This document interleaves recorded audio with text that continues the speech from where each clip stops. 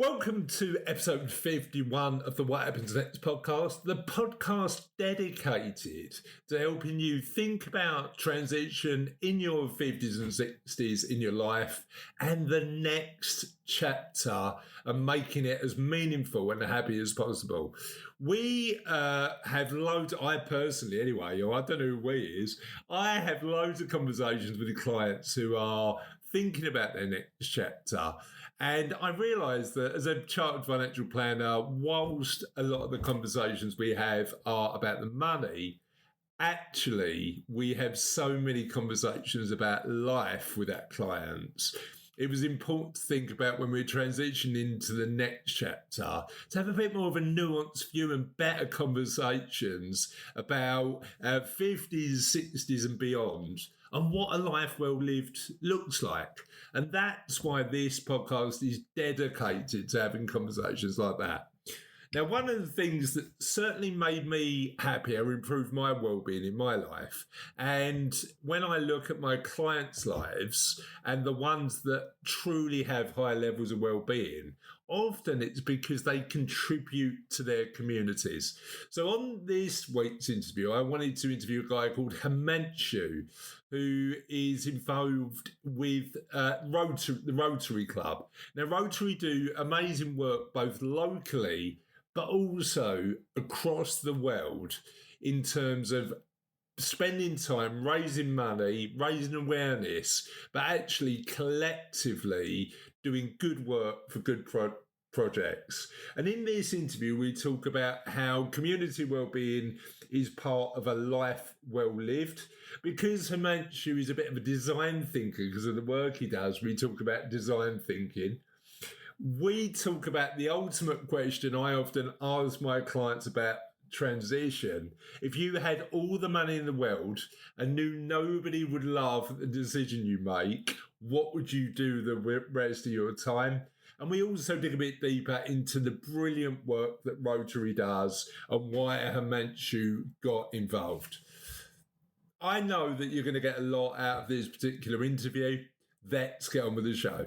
Thank you for joining us if you've watched some of our interviews before on What Happens Next. If you haven't, a warm welcome to What Happens Next, the channel designed to explore some of the things you might want to consider when you're thinking about that next stage of your in your life. As a chartered financial planner who's run his own business now for 15 years, a lot of people come to speak to me to talk about the money and whether they've got enough to do whatever they want, have the financial freedom to do whatever they want when they're thinking about what's next. But my experience is that the conversations we need to have about that next stage in our lives often are about the money because it removes the worry, but are about looking at our lives in a bit of a bit of a way where we're zooming out and thinking about what is a life well lived.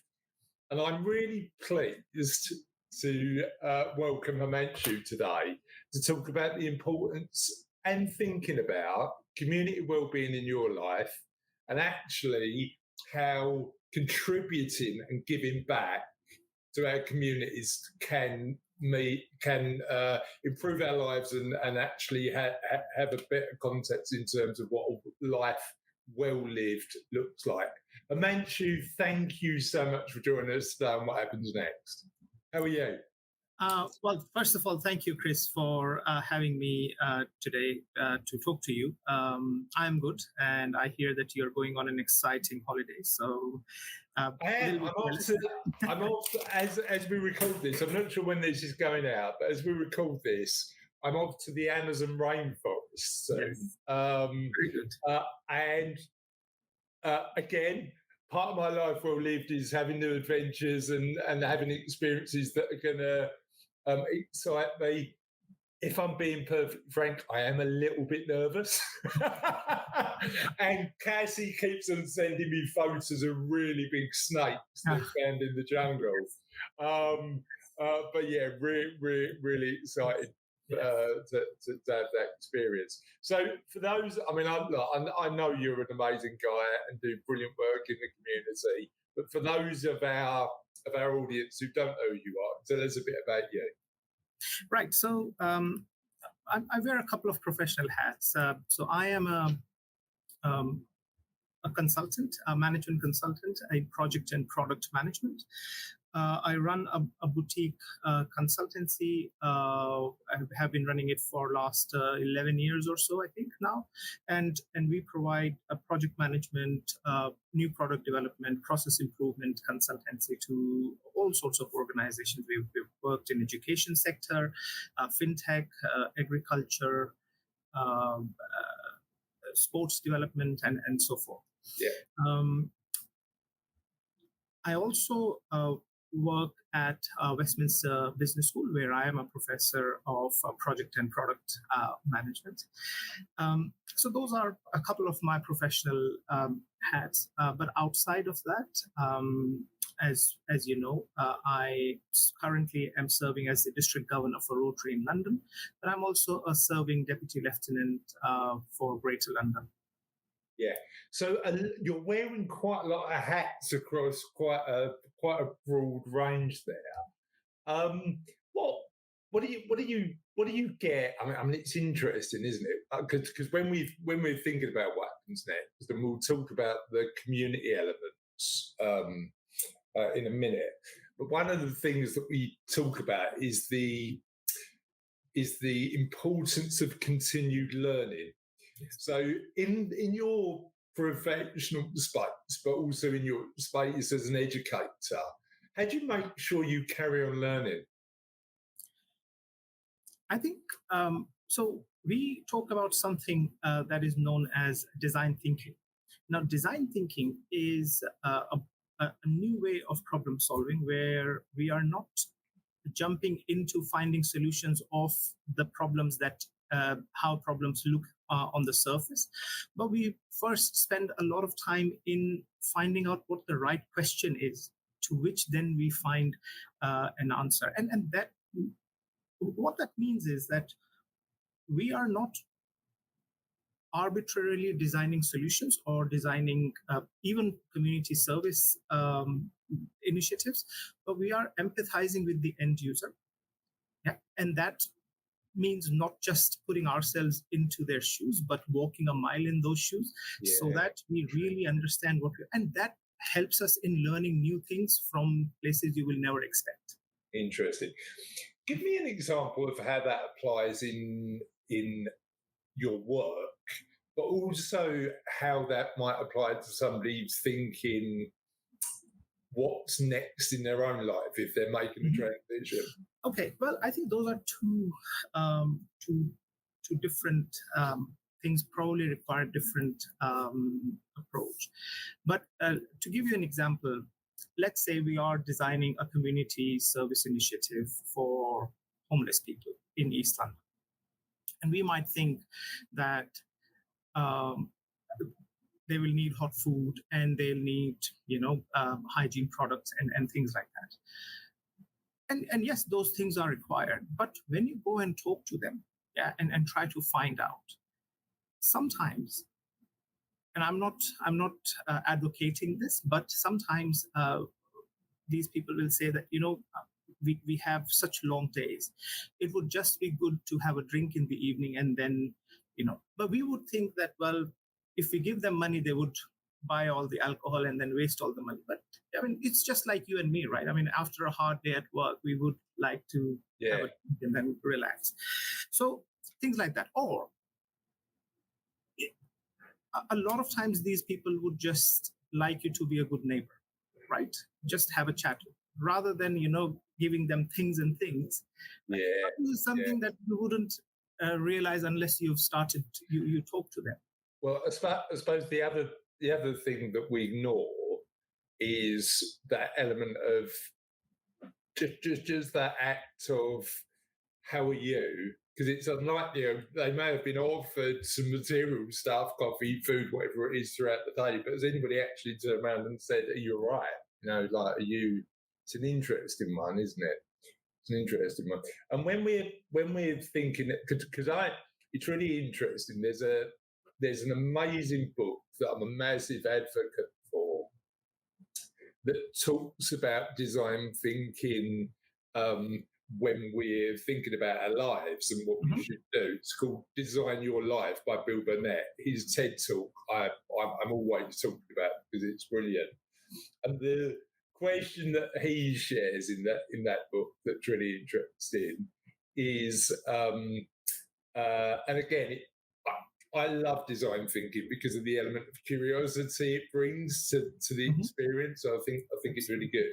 And he's got a really interesting question that's I'm an advocate for everybody asking about their own lives. Yes. And that is, if you had all the money in the world and you didn't need to worry about money again, and you knew nobody would laugh at your decision, what would you do with your time? Yes. I just think that's great. And and the element is that removal of like, well, it doesn't matter what you choose, because it's up to. And that's such a brilliant question. Absolutely. What question do you find yourself asking people most? Well, actually, but this designing your life, I think this is a brilliant concept. And I remember I read about this, but from an author called Jim Rohn, who I think sadly passed away, I think about 15 years ago, but is a very passionate, speaker, and has written a number of really good books. And one of the quotes that I always remember him saying is that never ask for less problems. Ask for better skills to deal with those problems. And I think that's one thing, and probably that is an answer to the other question that you Well, but that element, as you say, is that and we've got a guest coming on in a couple of weeks who we're gonna dig a bit deeper on this. But instead of asking, I was saying you can't ask how, right?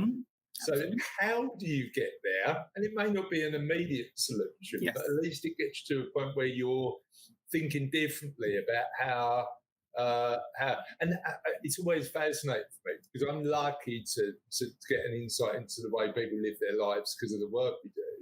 And you turn around and go, how have they got to that point, and what can I learn from it? How can I help my clients do more of that? And it's that. But that's got to start from a point of curiosity, not closed-mindedness, right? I think it's an interesting one. Yes. And I think that's when we are able to serve our clients in a much better way, acting as an extended team rather than, a client and a consultant relationship. Yeah. It's not the solution often, it's the question, right? Yes. It's the interesting one.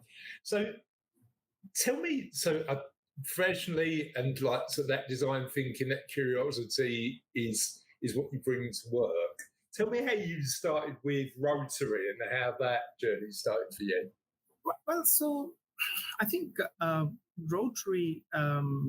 Let me talk a little bit about Rotary first, and then I'll come.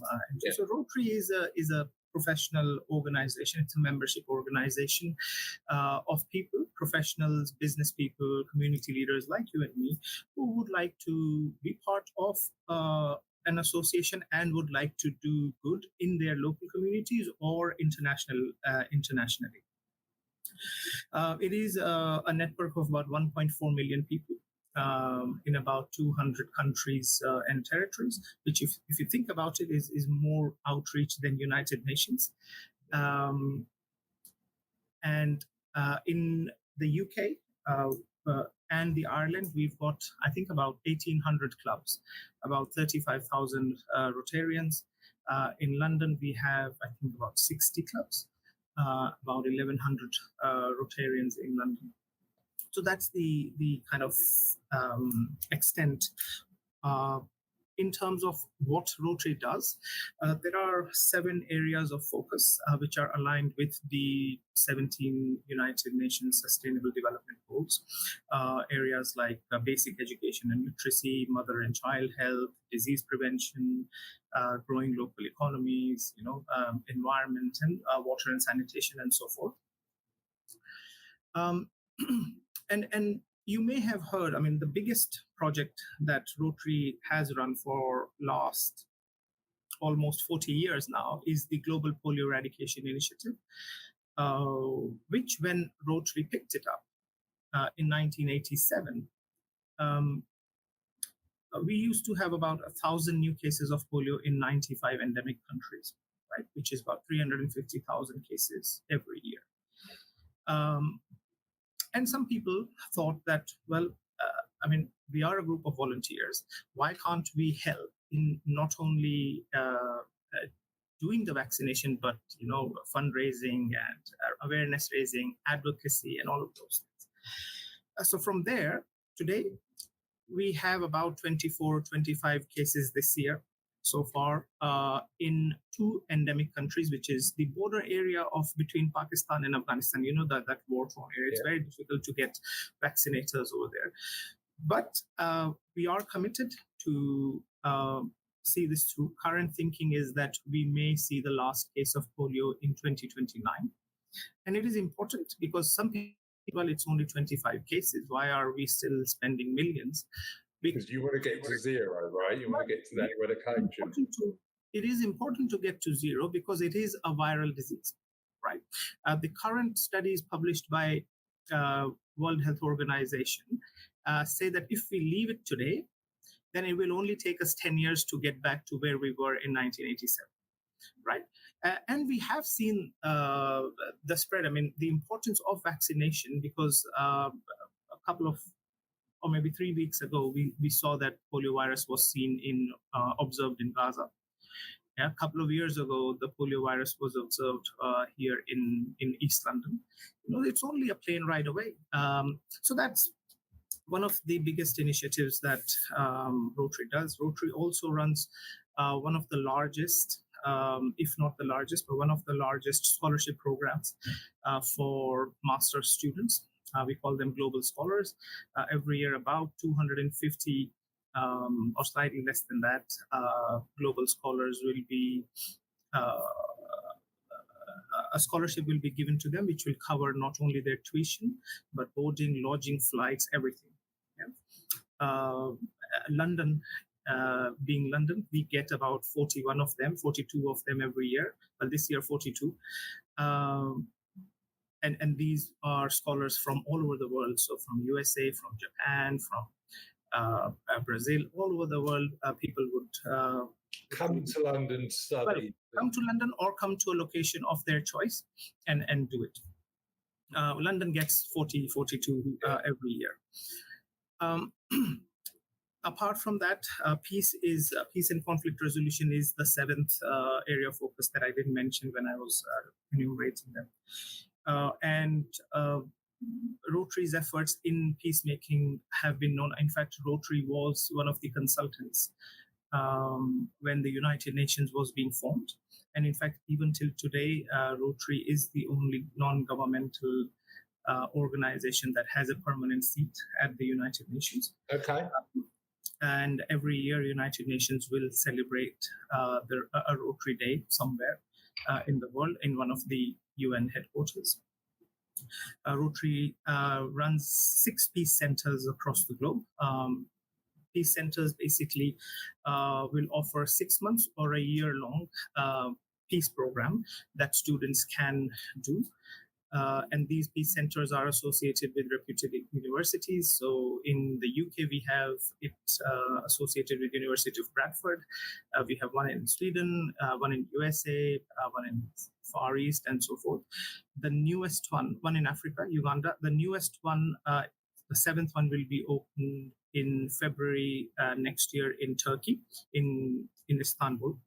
Now, every year, around 120, 130 peace scholars. Now, these are different than global scholars. So 120 or 130 peace scholars will be given full scholarship to do peace programs in these peace centers. And these people, once graduated, they become mediators and negotiators, and with United Nations, with countries, and with peacemaking. Right. And the list goes on. So that is, in a nutshell, what Rotary does. Now, what I've told you is a lot of international work. Locally also, Rotary will work with food banks, with these coffee mornings, disease prevention, all sorts of things, whatever the club members are passionate about.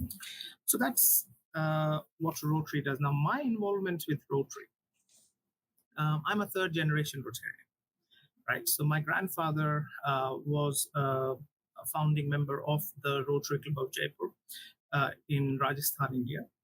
And he passed away in 1991. And then my father joined the same Rotary Club in 1994. Okay.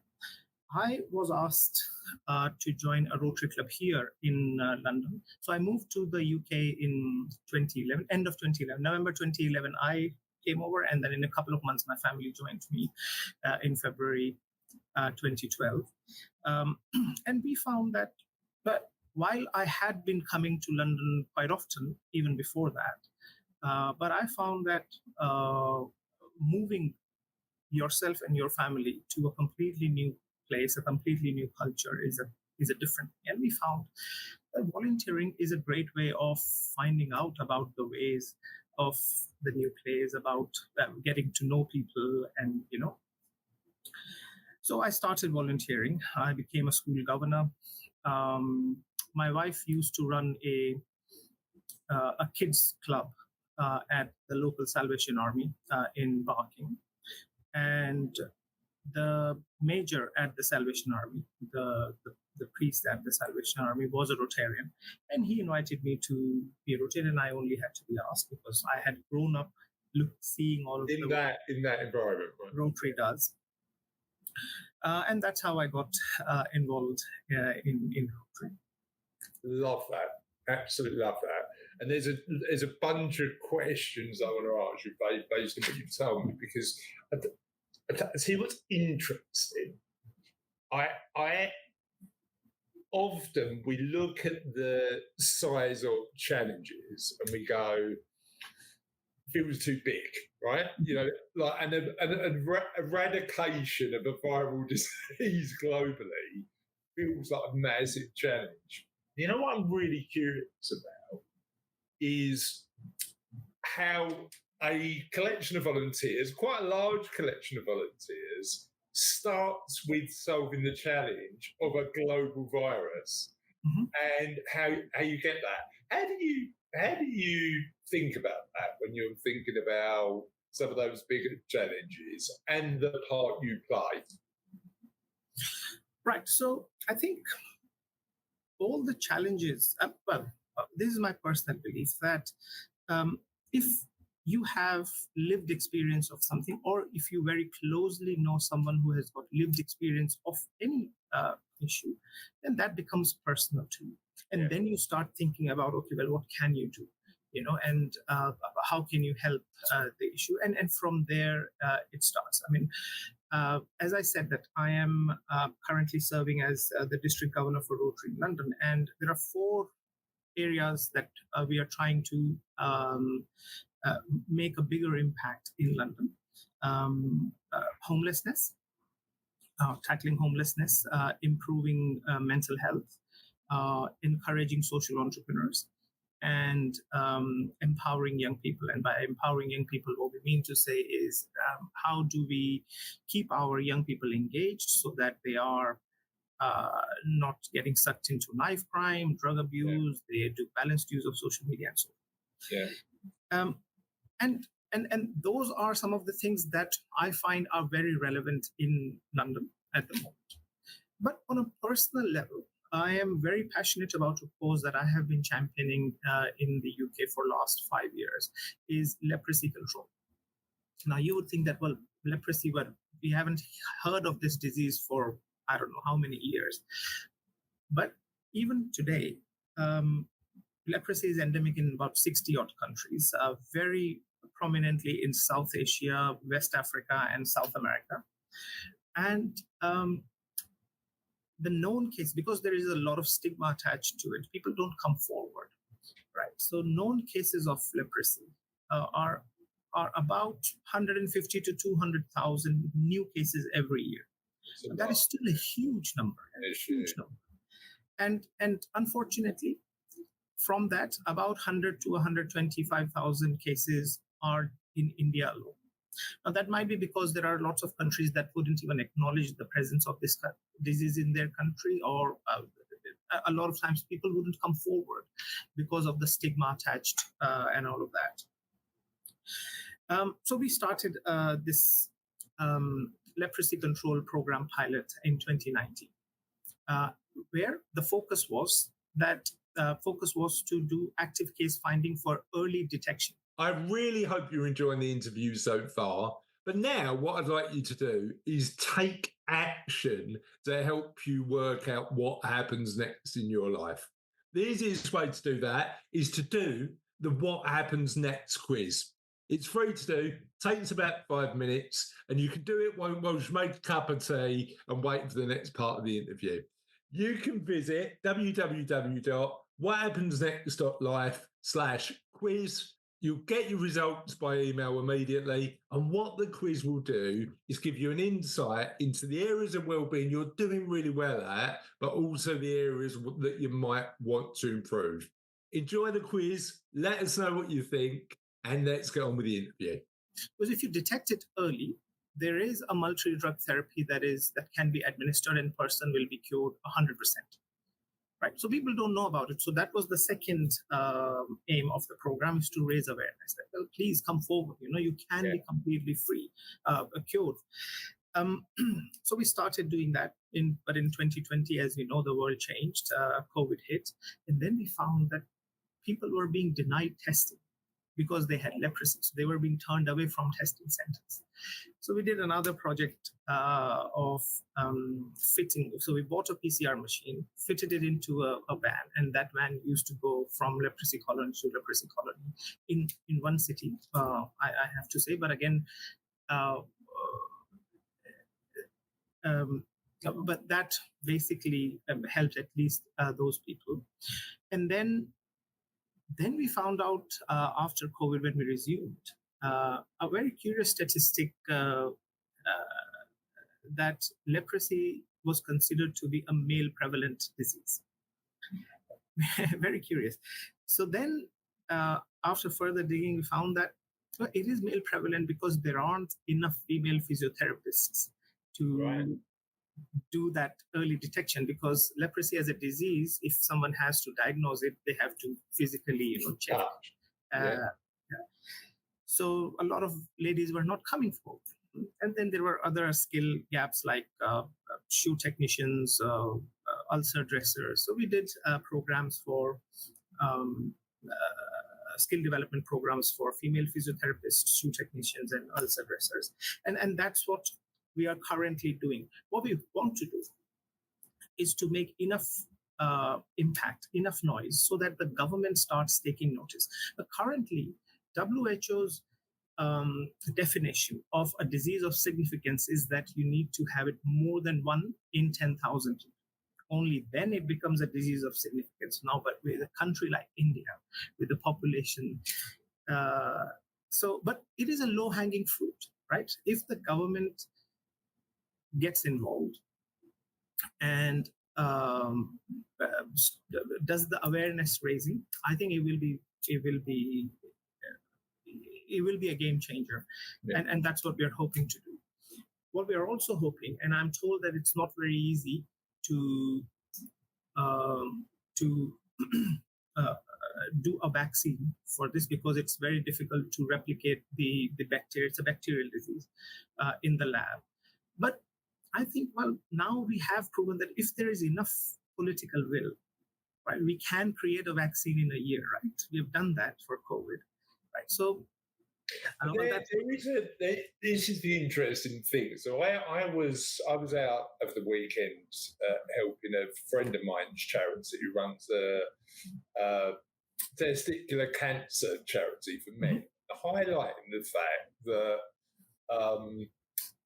often, testicular cancer is curable. We can cure it, but we need to have better conversations about it.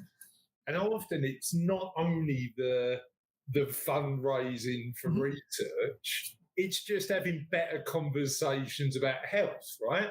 Yes. And actually thinking about both not only cure, but also how we put ourselves in a situation where we have better conversations and therefore prevent some of these issues arising. And it was really funny because clearly testicular cancer is not something we want to think about. And Toby's, I'll give a shout out to the charity, the Robin Cancer Trust. Toby lost his brother through the disease, and he's really on a mission to try and make sure we think a lot of the work they do is about awareness, and it's really important just to have better conversations, and as you say, highlight it for people who just don't see this as a challenge, but should. So, like, as you say, NGOs, WHO, government, and I'd imagine Rotary can make, with 1.3 million, make some significant noise about it, right? Yes, well, that's what we are hoping. It's interesting. One other thing I was curious about is coming over to a new country and getting actively involved in the communities is a really good way to improve your well-being. And certainly when people think about what happens next, they may have been building their businesses, been involved in the business community, but actually have got now more time to do other things. What did you learn about getting involved in these communities and doing it well? And what did you learn about London and the UK from getting involved in some of this? Okay, well, I think even before I came to the UK, I mean, community had always and still does play a central and a deeply meaningful role in my life. Whether it is in my professional or in a volunteer capacity, I've always believed that greatest impact comes when people work together towards a common goal. Right. And Rotary in particular has given me this incredible platform to make this belief a reality. Yeah. Now, through Rotary, I have been able to initiate and participate in projects that uplift communities, such as mental health initiatives, homelessness support. Even during COVID, we established a network of food banks. But if people are united for or people are behind that cause, it becomes easy. Now, these projects either directly or indirectly impacted people's lives, which is the most rewarding part for me. One other example that comes to mind, which something that we organize annually, is a fun day out for special kids. This year, because of the availability of circles and everything, we are doing it in Enfield on the 19th, so in 10 days' time. And we put up a fun fair for special kids, everything accessible to them. And there will be rides, slides, full circus, face painters, clowns, trains, and you have to just look at the joy that those kids have. That is life changing. That for me is the big thing. Like just having direct experience of the positive impact you can make in other people's lives is brilliant. And I wrote about one of these experiences in the Kindness Project, book that I wrote about kindness. Not a kindness expert, by the way, but I went on my own journey trying to make the world a better place, as you know, because you very kindly invited me to speak about this at one of your events. But one of the things that I love to do is every Christmas I help out, put on a high visibility jacket and go and wander the streets of Hornchurch, although now I've moved, I'll have to find somewhere else to do that. And with a centre and just raise money for local charities. Mm-hmm. And the interesting thing is, like, you see the joy on the kids' faces. Now, I dragged my two girls out to come do this with me, and at the start of the night, they're always very much, "What are you doing, Dad? It's December the 18th. The last thing I want to do is wander the streets for 3 hours." But by the end, they're always like, you know what, that was worth it. And it's interesting because what they get to experience is not only people being really generous with, because we did a bit of sort of food bank, so people giving bags and bags and bags of shopping to people who need it, seeing the looks on the kids' faces when Santa comes out the corner. And it does connect you to what you can do for the common good, right? Yes. I love it. Absolutely love it. So the for a lot of people watching this interview and thinking about, look, I really want to get involved in the community. I really want to make sure that I'm doing this, but I'm busy. You know, I'm in a position where I run a business, or I've got a role where I've got a lot of responsibility and time is at a premium. How do you wear so many hats and also find the time to make a positive contribution to your community through Rotary? Yes. So I think busy people make great community leaders. But people don't realize this. You only have to try. But busy people, there's this age-old saying, right, that if you give a task to a busy person, right, they will find a shorter way of doing it because they are so busy. Yes. See, community work, volunteer work does require some commitment, but I think once you are passionate about something, it automatically comes, right? Yeah. I mean, I don't spend, I mean, it might look like it, but I don't spend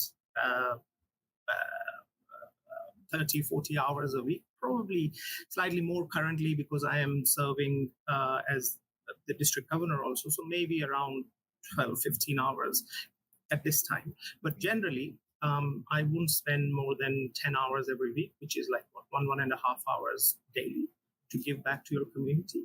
I mean, things look daunting if you don't start doing it. But when you start doing it, you know, things unravel.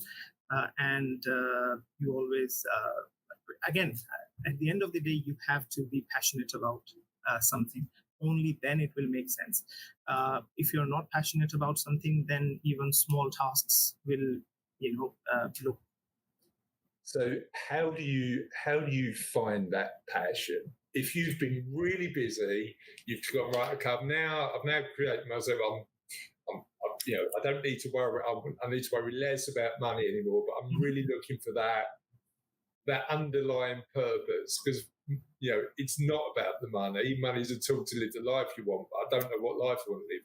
How do you find that underlying element where you go, I really believe it? Well, I'd say that balancing a career with community service is a challenge, as I said. But for me, I think it comes down to prioritization and recognizing the value of both. Yeah. Right? Running a business and managing responsibilities definitely is consuming, and sometimes I also feel that, well, let me just switch off for 5 days and do nothing. But I found that community work gives a deeper sense of fulfillment and balance. It's very easy to get lost in day-to-day work, but giving back adds perspective and purpose to your life. Yeah.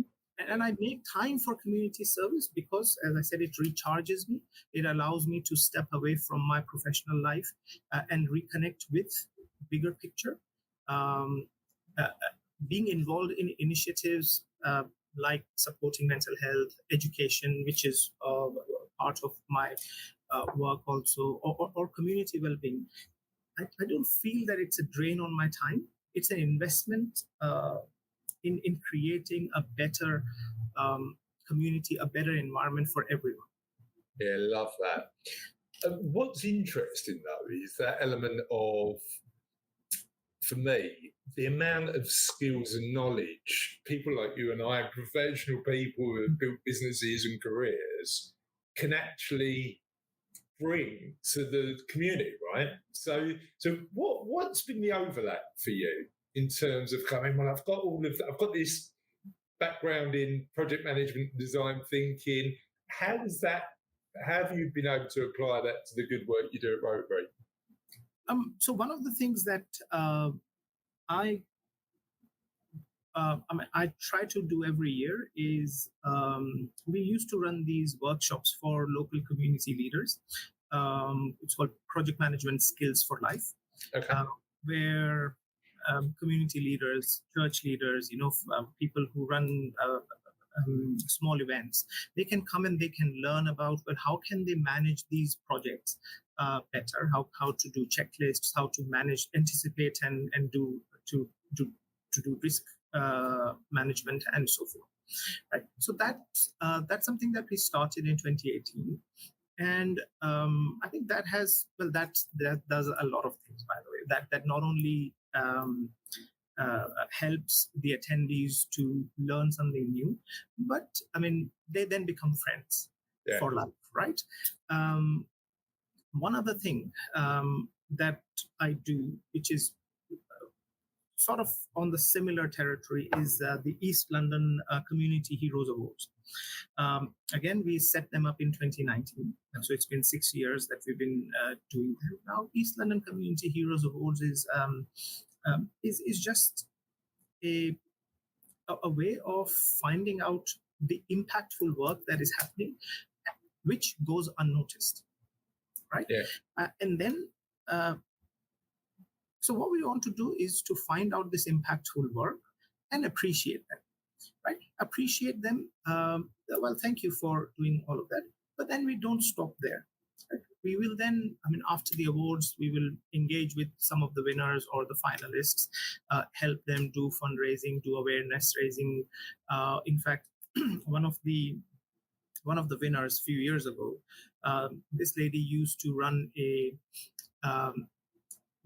sort of a volunteer group to help homeless people, right? So she had made some connects over the years, and people used to donate stuff to her, which she used to stuff in her garage, and and then people would come to her, and she will help 150, 200 people every week. So then she won an award, and then we found out more about her, and then we asked her, okay, well, why are you not set up as a charity? Because if you are set up as a charity, then you will get access to funding, all of that good stuff. And she said, well, I don't know how to do that. So then we the Rotary Club of Stretford, helped her set up a charity. In fact, some of us were on the trustee board for a bit of time while they got back. So that is the kind of work that we want to do. I mean, we find ourselves in this unique position that we have our own causes that we are passionate about in Stratford, but we also see ourselves as enablers of other people.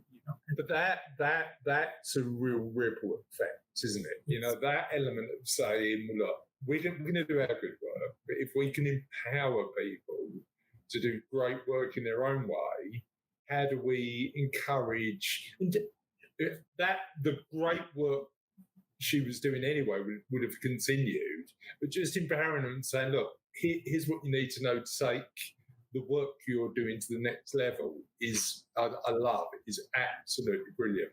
You've told me a few stories about the global work of Rotary, and I love that story about empowering somebody to move their charity, their organisation, doing good to the next step. What story that you haven't told me so far best describes the work you do? Okay, well, I think locally, you mean locally? Yeah, let's do local.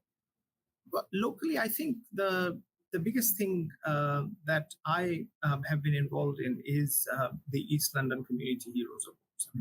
Over the years, every year, in fact, we will recognize around 40 or so community groups and volunteers from across East London, and that is one day that they can celebrate, network with themselves, but they can network with and make acquaintances with local Yeah, employees. because you're making connections as well, aren't you? You're not only encouraging and showcasing those people, you're allowing those people to collaborate, essentially. Yes, Yeah. absolutely. So, and I think that has exposed me to a lot of projects that I would have never found out about, right? And uh, so much good work is happening in East London, which people don't realize, and we think that we are kind of doing our little part in highlighting. Uh, uh, Yeah, I love that. I think that is one of the things. And it's something I've spoken about before, because negative news typically spreads a lot quicker than positive news. And I think if you and I believe that most people in the world are generally trying their best and doing a bit of good, we've probably got a bit of an obligation to share those stories, right? I think you're absolutely right. One thing that fascinates me is that project management skills for life that you do. And my experience tells me that for individuals who are thinking about this crossroads in their life, where their previous plan's been mapped out for 30 years and they're going, this is scary now, but I'm reaching a point in time where I'm thinking about what happens next moment, might need some of those skills. To be frank, Himanshu, I might need some of these skills. So what's your top 2 or 3 project management skills that you can apply to your life today? Well, I think I think there are a few, and not in any particular order, but I think time management is absolutely essential. Risk management. Now, when I say risk management, I don't mean technical. You make risk registers, but especially in community work, because we work with people. If you're doing anything, try to always have a plan B or a plan C for things, right? Because if you don't have that, and things don't go according to the plan, then there is a bigger disappointment. Yeah, but it's really interesting in the book. So I like the idea of risk management as I would, but often it means that, as you say, we can mitigate risk and still take action. So in the Design Your Life book, which is about using sort of design thinking to do your life, it's the questions that it explores. One I've done already: what happens if nobody laughs and you've got enough money? Question A is, what does an ideal use of your time look like if you had unlimited amounts of time? But also worst case scenario planning. Planning for the best and preparing for the worst is a good way of thinking about some of these things, right? Yeah, and also I think one of the most important things to consider is your people skills, right? As in, you're working with a lot of people, but everyone has a different perspective.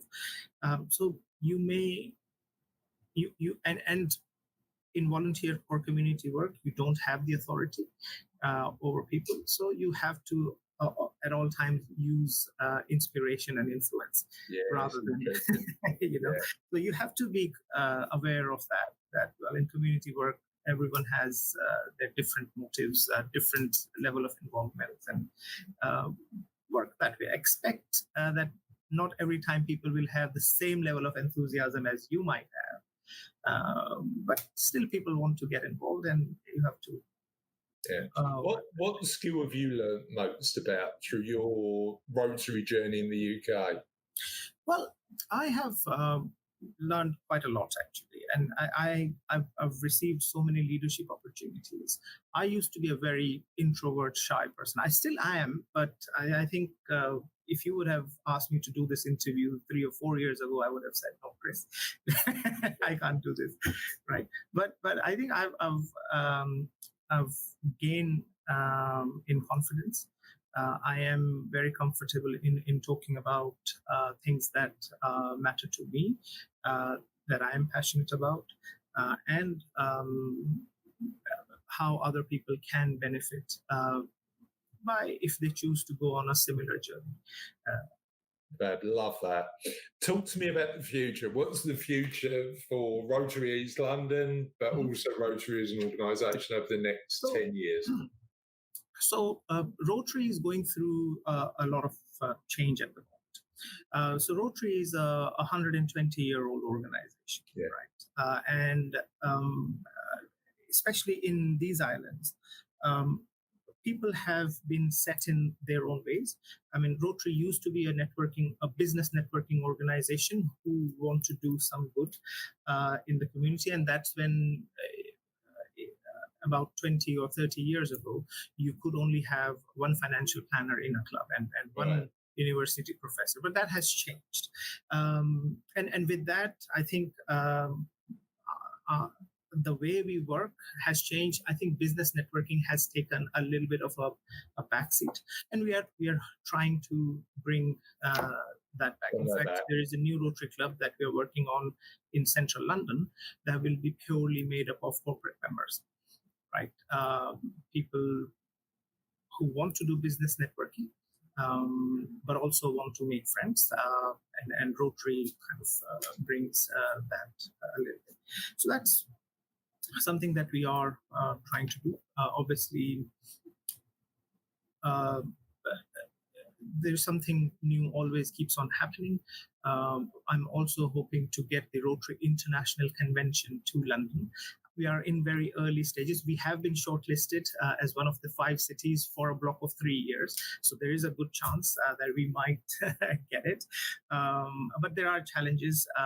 London being almost a convention capital of the world.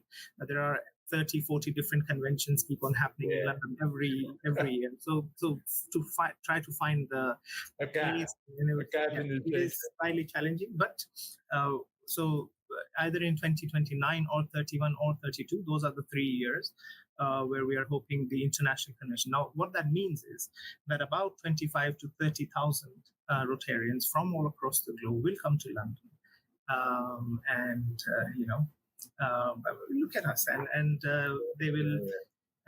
So that's happening.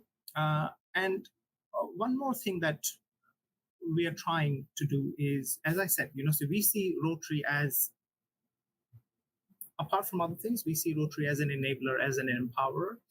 So one of the things that we are planning in partnership with the University of East London is a volunteer expo, where we will invite local charities to come and put up a stand. And we will invite people to explore volunteering opportunities. Those could be students, those could be general public. They come over and they explore volunteering opportunities and start volunteering. It does not have to be with Rotary, but start volunteering. And that,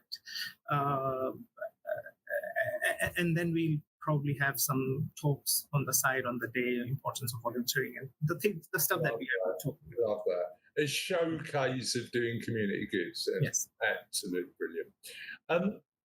Thank you for today. I've loved this conversation, and I'm sure that our audience will too. If they want to get in touch or hear more about Rotary or the work you're doing more locally in London, where can they reach out?